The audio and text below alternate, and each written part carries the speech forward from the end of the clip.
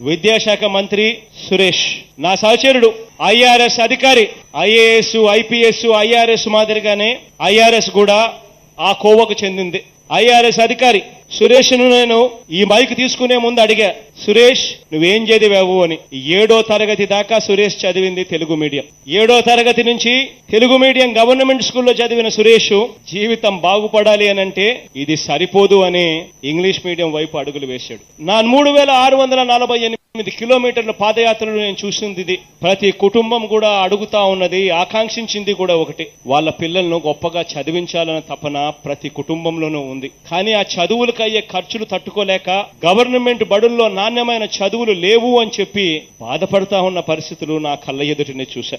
ఆ పరిస్థితులన్నీ కూడా చూశాను కాబట్టి ఆ పరిస్థితులన్నీ కూడా మార్చడం కోసం ఈ రోజు చరిత్రను మార్చబోయే తొలి అడుగులు ఈ రోజు వేస్తా ఉన్నాను. నాడు నేడు అనే కార్యక్రమానికి ఇవాళ శ్రీకారం చుడతా ఉన్నాను. ఎన్ని జలములంటా నువ్వే రావాలి, ఎవరు వద్దు మాకు, నువ్వు ఉండమనగా మాకు ఎవరు ఎందుకు, ఏం చేయడానికి ఏమొద్దు, ఏమొద్దయ్యా నువ్వే కావాలా.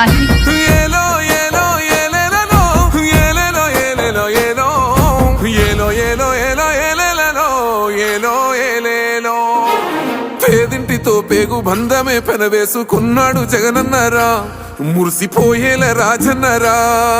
పేదొల్ల పెదవుల్లో నవ్వులే నింపిండు, తుడిసిండు కన్నీళ్లురా, కష్టాల తోడై నిలిసిండురా. ఆనందాలతో అమ్మ ఒడి నింపి తుడిసిండురా కంట తాడి.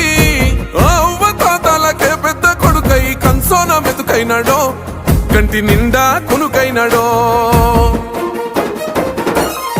ఏం తక్కువ చేసిండురా రాజన్న కొడుకు, కోరి పథకాన్ని పంపిండురా పేదింటి వరకు.